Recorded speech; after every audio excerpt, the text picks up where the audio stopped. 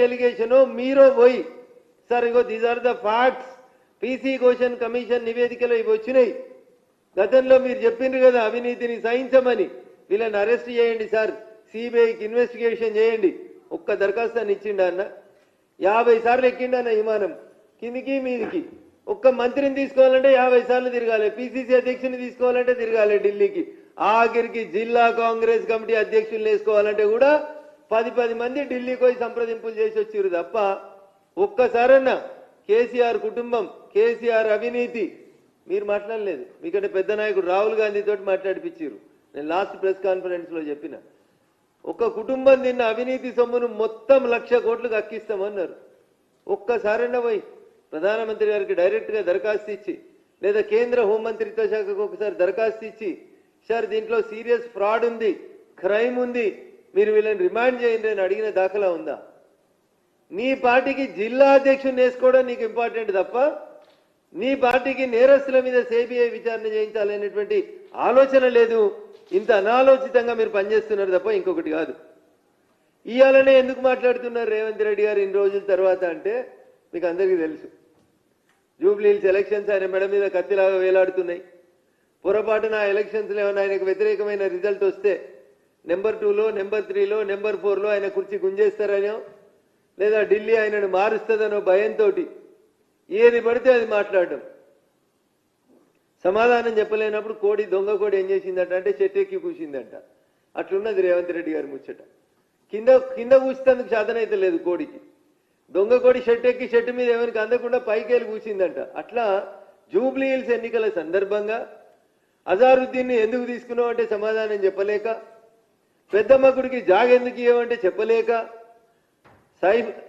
షేక్పేట్ లోపల 2,500 గజాలు ఆర్మీకి సంబంధించిన స్థలాన్ని కబ్రస్థానికి ఎందుకు ఇచ్చినామంటే చెప్పలేక, కేవలం 1,00,000 కోట్లు ఉన్నోళ్ళని జమ కట్టుకొని ఎట్లయినా పోలరైజేషన్ తోటి మమ్మల్ని అంటారు బీజేపీ మత రాజకీయాలు చేస్తుందని.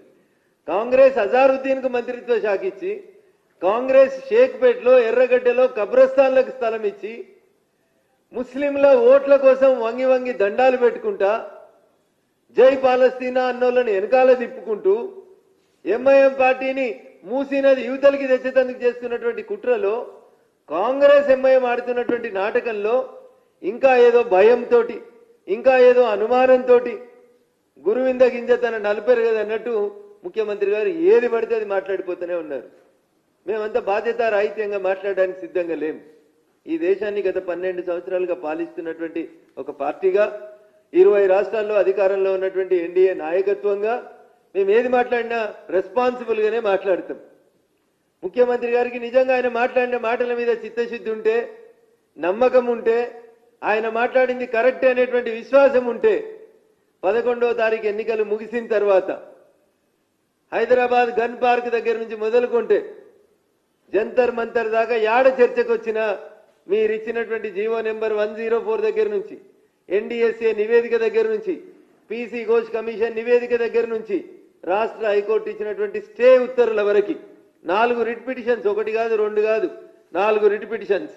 రిట్ పిటిషన్ నెంబర్ 24835 ఇది తన్నీరు హరీష్ రావు గారిది, 24837 ఇది గౌరవనీయులు కేసీఆర్ గారిది, 26367 ఇది శైలేంద్ర కుమార్ కోసిది, 29352 ఇవన్నీ 25వ సంవత్సరంలో రాష్ట్ర సర్వోన్నత న్యాయస్థానంలో వేసినటువంటి రిట్ అప్పీల్స్. లాస్ట్ చెప్పిన 29352 స్మితా సబర్వాల్ గారు వేసినటువంటి అప్పీల్. వీటన్నింటిలో కూడా సిబిఐ కానీ రాష్ట్ర ప్రభుత్వం కానీ ఎట్లాంటి చర్యలు తీసుకోవద్దని రాష్ట్ర సర్వోన్నత న్యాయస్థానం స్పష్టంగా స్టే ఇచ్చింది. విఘ్నులైనటువంటి అడ్వకేట్లు చాలా మంది కాంగ్రెస్ పార్టీలో కూడా ఉన్నారు. కాబట్టి రిట్ పిటిషన్లు తప్ప, హైకోర్టు స్టే ఇచ్చింది తప్ప ఒకసారి ఆలోచించారు. ఒకసారి హైకోర్టు స్టే ఇచ్చిన తర్వాత కేసు ముందుకు పోవడానికి అవకాశం ఉంటుంది అనేది మీరు చెప్పాలి. రాష్ట్రాన్ని పాలిస్తున్నవారు, బాగా చదువుకున్నవారు, పెద్ద కేబినెట్ ఉంది మీకు, విఘ్నులు ఉన్నారు పక్కన, అభిషేక్ సింగ్ మను లాంటి సీనియర్ న్యాయవాదులు ఉన్నారు మీకు రాజ్యసభ నుంచి. వీళ్ళంతా వకీలే కదా, వీళ్ళ మంచి సలహా తీసుకొని ఏం మాట్లాడాలి ఏం మాట్లాడకూడదు అనేది మాట్లాడండి.